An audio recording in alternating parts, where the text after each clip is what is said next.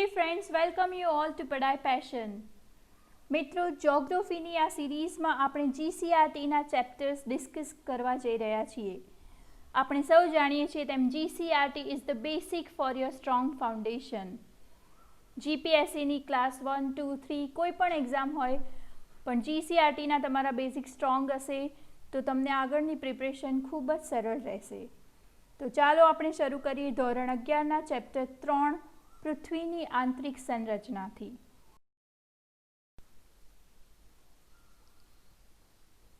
4.5 અબજ વર્ષ પહેલાં જ્યારે પૃથ્વીની ઉત્પત્તિ થઈ ત્યારે પૃથ્વી એક વાયુમય ગોળા સ્વરૂપે હતી. કાળક્રમે તેના દ્રવ્યો ઠરતા ગયા તેમજ અંદર તથા બહારના આવરણો બંધાતા ગયા.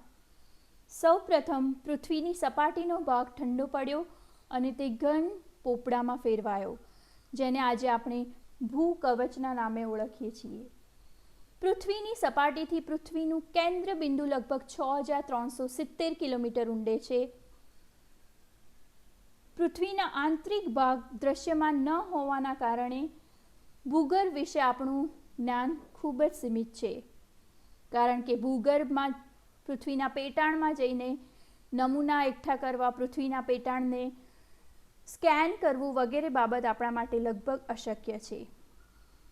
તેમ છતાં પૃથ્વીની આંતરિક સંરચના વિશે આપણી પાસે આજે જે કંઈ પણ નોલેજ છે તે મેઇનલી 3 સ્ટડીઝના આધારે છે. પહેલો સ્ટડી છે ઘનતા અભ્યાસ.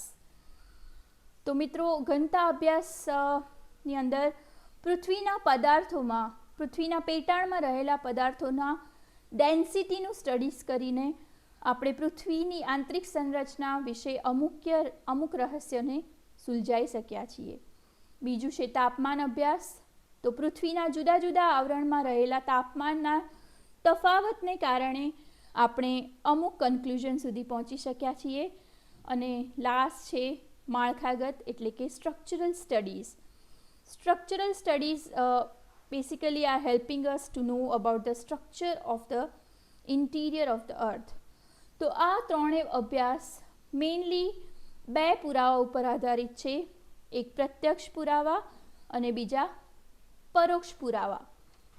મિત્રો, મોટાભાગની માહિતી પરોક્ષપણે અને અનુમાન ઉપર આધારિત છે.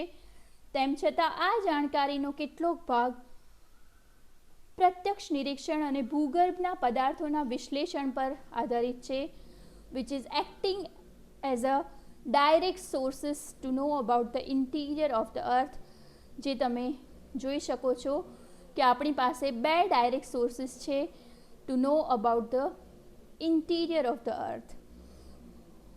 જેમાંનો પહેલો સોર્સ છે ઊંડી ખાણો તથા ખનિજ તેલ મેળવવા કરેલા ઊંડાશાર. તો આફ્રિકાની રોબિન્સન સોનાની ખાણ જે 4 કિલોમીટર ઊંડી છે, તેમજ ખનિજ તેલ મેળવવા કરેલા ઊંડાશાર જેમ કે આર્કટિકના કોલા ક્ષેત્રમાં કરેલો 12 કિલોમીટર ઊંડો ક્ષાર. આ ખનિજ તેલ મેળવવા અથવા તો ખનિજો મેળવવા માટે જે ખોદકામ કરવામાં આવે છે ત્યારે પ્રાપ્ત થતા પદાર્થોને પ્રયોગશાળામાં જઈને એનાલાઇઝ કરવામાં આવે છે અને તે બને છે આપણો પ્રત્યક્ષ સ્ત્રોત. બીજો ડાયરેક્ટ સોર્સ છે મિત્રો જ્વાળામુખીના પ્રસ્ફોટન સમયે બહાર આવતો લાવારસ. તો એઝ વી ઓલ નો કે લાવારસ, જેને કે આપણે મેગ્મા પણ કહીએ છીએ, તે અત્યંત ગરમ હોય છે. તો એના પરથી આપણે કન્ક્લુડ કરી શકીએ છીએ કે પૃથ્વીનું પેટાણ અત્યંત ગરમ હશે. આ સિવાય મોટાભાગની આપણી જાણકારી પરોક્ષ સ્ત્રોત પર આધારિત છે, જે આ પ્રમાણે છે: ઘનતા, દબાણ, તાપમાન, ઉલ્કાઓ, ગુરુત્વાકર્ષણ, ભૂકંપીય તરંગો અને ચુંબકીય સર્વેક્ષણો. તો આવો આપણે ડિસ્કસ કરીએ તેમને ડિટેલમાં.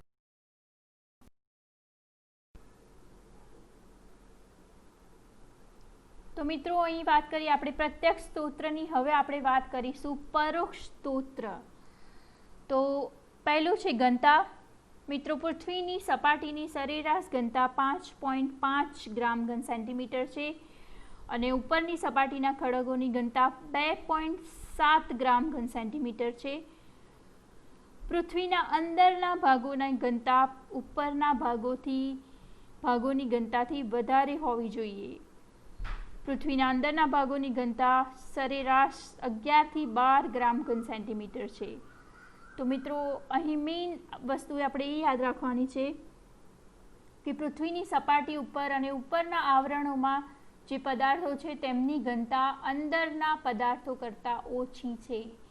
જેમ તમે પૃથ્વીની અંદર ઊંડાણમાં વધુ જાઓ તેમ ડેન્સિટી વધે છે, કારણ કે દબાણ વધે છે. અને ઘનતા માપવાનો આધાર ન્યૂટનનો ગુરુત્વાકર્ષણનો સિદ્ધાંત છે. બીજો મુદ્દો આપણો અહીં છે દબાણ. મેં કહ્યું તેમ ઉપરના સ્તરો નીચેના સ્તરો પર દબાણ કરે છે, તો જેથી પૃથ્વીના કેન્દ્ર તરફ જઈએ તેમ દબાણ વધે છે અને માટે ઘનતા પણ વધે છે પદાર્થોની. ત્રીજો મુદ્દો છે આપણો અહીં તાપમાન.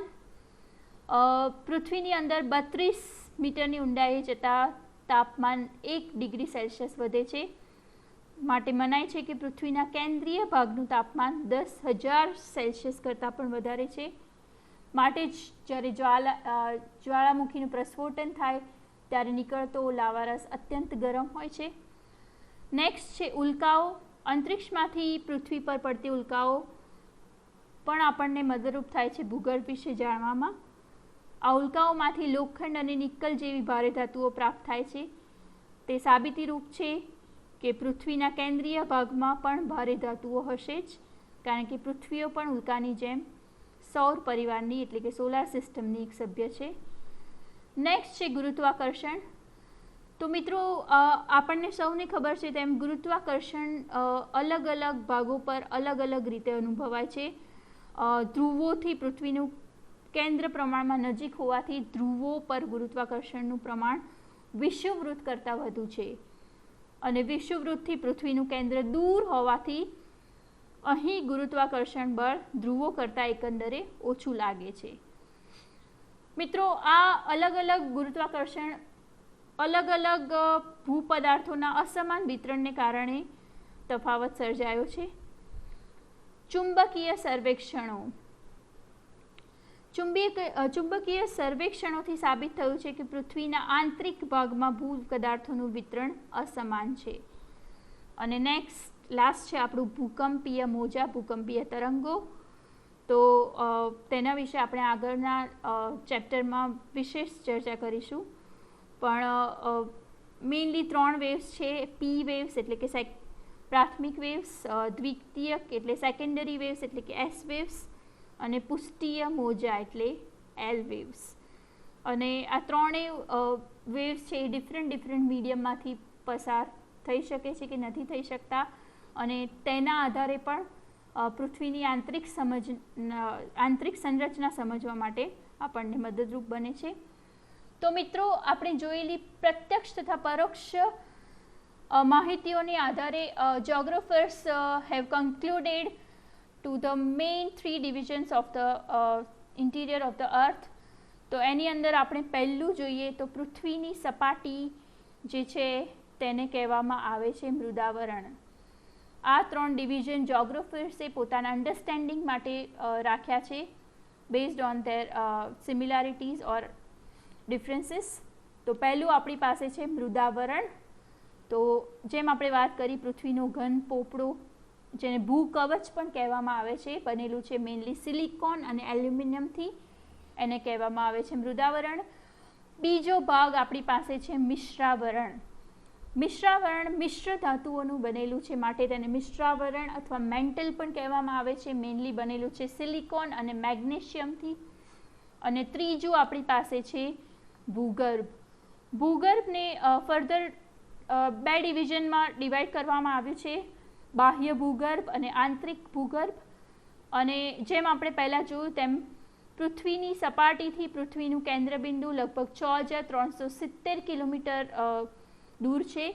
તો આ 6,370 કિલોમીટરને આ 3 મેઇન આવરણમાં ડિવાઈડ કરવામાં આવ્યા છે. તો let's see each and every division in detail. પહેલું ડિવિઝન છે મૃદાવરણ. મૃદાવરણ જેને લિથોસ્ફિયરના નામે પણ ઓળખાય છે, તે પૃથ્વીની સપાટીનું સૌથી ઉપરનું આવરણ છે. તેને ભૂકવચ પણ કહેવામાં આવે છે. મૃદાવરણની સરેરાશ 33 કિલોમીટરની જાડાઈ છે, જેમાં ભૂમિખંડોમાં તમે જુઓ તો તેની 30 કિલોમીટર જેટલી જાડાઈ છે અને મહાસાગરોમાં 5 કિલોમીટર જેટલી જાડાઈ છે, જ્યારે મુખ્ય પર્વતીય ક્ષેત્રોમાં તેની જાડાઈ સૌથી વધુ એટલે કે લગભગ 70 કિલોમીટર જેટલી જોવા મળે છે. મૃદાવરણને ફર્ધર બે પેટા વિભાગમાં ડિવાઈડ કરવામાં આવે છે, જેમાંથી પહેલું છે ભૂકવચ, જે સિલિકોન અને એલ્યુમિનિયમથી બનેલું હોવાથી તેને સિયાલ કહેવામાં આવે છે. મુખ્યત્વે ગ્રેનાઇટ પથ્થરોથી બનેલું છે. જ્યારે બીજું છે સાયમા, સિલિકોન અને મેગ્નેશિયમ, જે મુખ્યત્વે ઓશન ફ્લોર એટલે કે મહાસાગરોના તળિયે અને સિયાલની નીચે જોવા મળે છે. અહીં સિલિકોન મેગ્નેશિયમ એ વધારે ભારે છે સિલિકોન એલ્યુમિનિયમ કરતાં, માટે તે નીચે છે. આગળ જણાવ્યું તેમ પ્રમાણે આપણે જેમ ઊંડાણમાં જઈશું તેમ ઘનતા અને તાપમાન તેમજ દબાણ વધશે, માટે સિલિકોન મેગ્નેશિયમ જે વધારે ભારે છે તે નીચે છે, સિલિકોન એલ્યુમિનિયમ તે પૃથ્વી સપાટીની ઉપર જોવા મળે છે. મિત્રો, ભૂકવચ અને ભૂરસ માનવી તથા પ્રકૃતિના જીવસૃષ્ટિના બહુ ઇમ્પોર્ટન્ટ કાર્યક્ષેત્ર માનવામાં આવે છે. સરેરાશ ઘનતા જોઈએ તો મૃદાવરણની સરેરાશ ઘનતા 2.75 થી 2.90 ગ્રામ ઘન સેન્ટીમીટર જેટલી છે, જ્યારે તેની ઊંડાઈ લગભગ 1000 કિલોમીટર જેટલી છે. ભૂમિખંડોના સાયમાના આવરણ ઉપર સિયાલનું સ્પષ્ટ આવરણ જોવા મળે છે મિત્રો, અને ગિરનારની ઉપર તમે આ બે ડિફરન્સીસ જેમ કે સિયાલ જે મુખ્યત્વે ગ્રેનાઇટ અને સીમા જે મુખ્યત્વે બેસાલ્ટ છે, તો તમે બેસાલ્ટની ઉપર ગ્રેનાઇટ ત્યાં જોઈ શકો છો. તો આ હતું આપણું મૃદાવરણ. આપણું નેક્સ્ટ આવરણ છે મિશ્રાવરણ. મિશ્રાવરણ જેને મેન્ટલ પણ કહેવામાં આવે છે, 2900 કિલોમીટરનો વ્યાપ છે તેનું. મિશ્ર ખનિજોનું બનેલું હોવાથી તેને મિશ્રાવરણ કહેવામાં આવે છે. મિત્રો, મેન્ટલનું ઉપરનું પડ જેને એસ્થેનોસ્ફિયર પણ કહેવામાં આવે છે, જેનો વ્યાપ 700 કિલોમીટર જેટલો છે અને ઘનતા 3.5 ઘન સેન્ટીમીટર છે. મુખ્યત્વે બેસાલ્ટ ખડકોનું બનેલું છે. મેન્ટલની અંદર પદાર્થો મુખ્યત્વે મેગ્મા સ્વરૂપે રહેલા છે અને એસ્થેનોસ્ફિયરની ઉપર આપણું ભૂકવચ એટલે કે મૃદાવરણ તરે છે. અને લાસ્ટ આપણું ડિવિઝન છે કોર, ભૂગર્ભ. તો મેન્ટલથી પૃથ્વીના કેન્દ્ર સુધી ભૂગર્ભનો વ્યાપ લગભગ 3400 કિલોમીટર જેટલો છે, એટલે કે 2900 કિલોમીટર જ્યાં મેન્ટલ પૂરું થાય છે ત્યાંથી લઈને 6370 કિલોમીટર જે પૃથ્વી સપાટીનું કેન્દ્રબિંદુ છે ત્યાં સુધીનો વ્યાપ ભૂગર્ભનો છે. ભૂગર્ભને ફર્ધર ડિવાઈડ કરવામાં આવે છે આંતરિક કોર અને બાહ્ય કોર, એટલે કે inner core and outer core. ભૂગર્ભમાં મુખ્યત્વે બે ધાતુઓ જોવા મળે છે, નિકલ અને ફેરસ, માટે તેને નાઇફ અથવા નીફે પણ કહેવામાં આવે છે. જેમ કે આપણે અહીંયા મૃદાવરણમાં સીમા અને સાયમા એન્ડ સિયાલ જોયું, તેમ અહીંયા નિકલ અને ફેરસ તમારે ભૂગર્ભ કોર માટે યાદ રાખવાનું છે મિત્રો. બાહ્ય ભૂગર્ભની અંદર તમે જુઓ તો પદાર્થો તરલ અને અર્ધ તરલ અવસ્થામાં જોવા મળે છે, જેની ઘનતા લગભગ 5 સેન્ટીમીટર છે. જ્યારે આંતરિક ભૂગર્ભની અંદર ઘનતા સૌથી વધુ એટલે કે 13 સેન્ટીમીટર જોવા મળે છે, જે અતિ દબાણને લીધે તમે જુઓ તો હાઈ ડેન્સિટી છે, because the pressure and the temperature is really high inner કોરમાં. તો પૃથ્વીનો ગ્રેવિટેશન ફોર્સ એટલે કે ચુંબકીય બળ અને સ્થિરતા એટલે કે રિજિડિટી બંને આ ભૂગર્ભને આધારિત છે. તો આ હતા આપણા 3 મુખ્ય આવરણ. મોસ્ટ ઇમ્પોર્ટન્ટ થિંગ અહીંયા આપણે યાદ રાખવાની છે ધ ડિસકન્ટિન્યુટીઝ. તો જે આપણા 3 લેયરને સેપરેટ કરે છે તેવી 2 ઇમ્પોર્ટન્ટ ડિસકન્ટિન્યુટી છે જે અહીંયા આપણે યાદ રાખવાની છે. The first one is Mohovik discontinuity, which separates the lithosphere and mantle, upper mantle.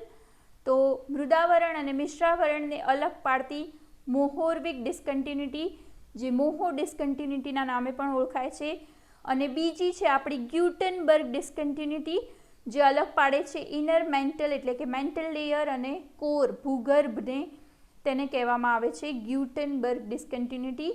આ ગ્રાફ બહુ જ ઇમ્પોર્ટન્ટ છે ફ્રેન્ડ્સ. અહીંયા તમે જોઈ શકો છો દરેક લેયરના નામ with their respective depth and temperature. So you can use this graph for your revision purpose as well.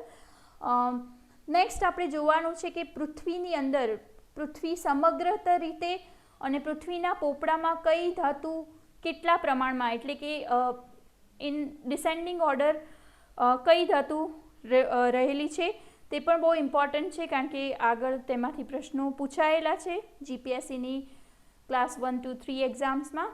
તો લેટ્સ સી ફ્રેન્ડ્સ, આ જે ઓર્ડર છે તે છે ફ્રોમ હાઈએસ્ટ ટુ લોએસ્ટ, એટલે પૃથ્વી એઝ અ હોલ.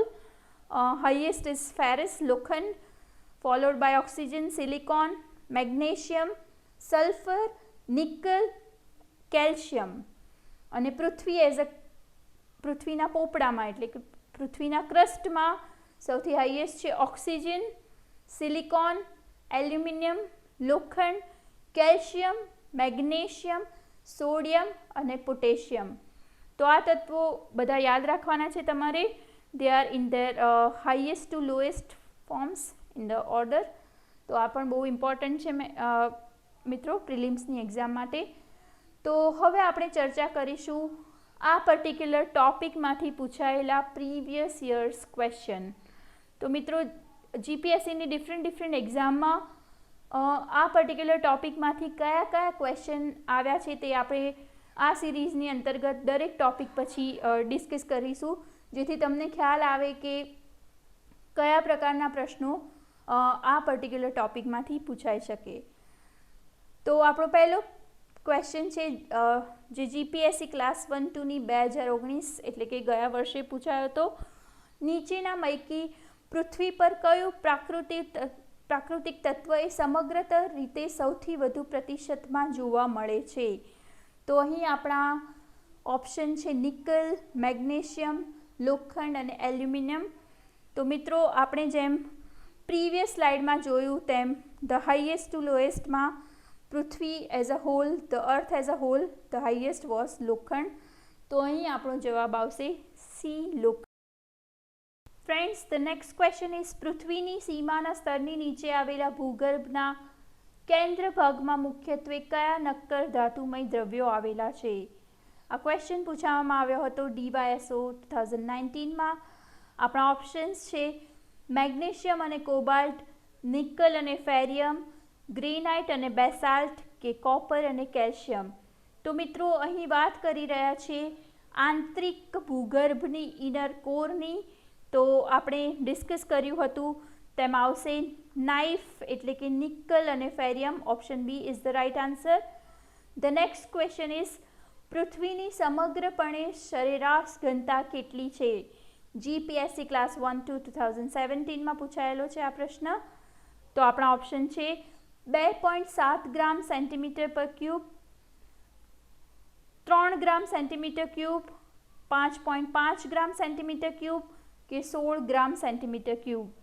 મિત્રો આગળ મેં જણાવ્યું હતું તેમ પૃથ્વીની સરેરાશ ઘનતા છે 5.5 ગ્રામ પર centimetre cube.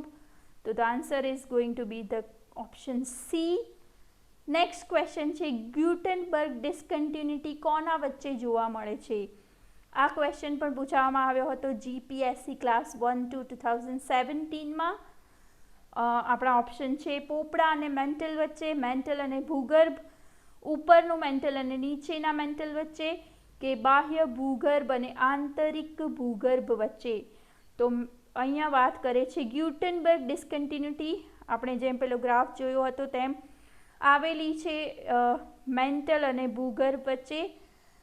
The lower mantle and upper કોરને, ધ આઉટર કોરને સેપરેટ કરતી ડિસકન્ટિન્યુટી છે તે ગ્યુટેનબર્ગ ડિસકન્ટિન્યુટીના નામે ઓળખાય છે.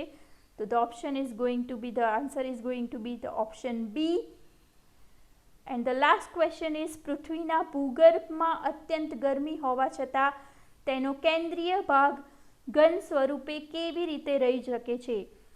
તો એઝ વી નો કે આપણે જેમ ઊંડાણમાં જઈએ તેમ દબાણ વધે છે, માટે ઓછા દબાણવાળા બંને ઓપ્શન કેન્સલ થઈ જશે, કારણ કે અહીંયા આ લોકો કેન્દ્ર ભાગની એટલે કે ઇનર કોરની વાત કરી રહ્યા છે, તો ઓબ્વિયસલી ત્યાં દબાણ વધારે હોવાનું છે, અને દબાણ વધારે હોવાથી તેનો બોઇલિંગ પોઈન્ટ પણ ઊંચો છે. ફ્રેન્ડ, ઉત્કલન બિંદુ એટલે boiling point, not the melting point. So the answer is going to be the A. કેન્દ્રીય ભાગ પર બેહદ દબાણ હોવાથી તેનું ઉત્કલન બિંદુ ઊંચું છે. મિત્રો, મેન્ટલની અંદર મારે એક વસ્તુ કહેવાની રહી ગઈ કે આંતરિક ભૂગર્ભની અંદર આપણા જે તત્વો છે તે સોલિડ રૂપે રહેલા છે, કારણ કે દબાણ અત્યંત વધારે છે, જ્યારે બાહ્ય ભૂગર્ભની અંદર આપણા જે તત્વો છે તે તરલ એટલે કે લિક્વિડ અવસ્થામાં રહેલા છે. તો આ પણ તમે ખાસ યાદ રાખજો. તો આ સાથે આપણે પૂરો કરીએ છીએ આ video. I hope you enjoyed it. You have learned about the interior of the earth. Your comments and feedbacks are most welcome. અને તમે જો કોઈ પર્ટિક્યુલર ટોપિક કવર કરાવવા માગતા હોય તો પ્લીઝ કમેન્ટ સેક્શનમાં જણાવજો. અધરવાઇઝ આપણે મળીશું next chapter 4 about the earthquake and volcano. Thank you friend.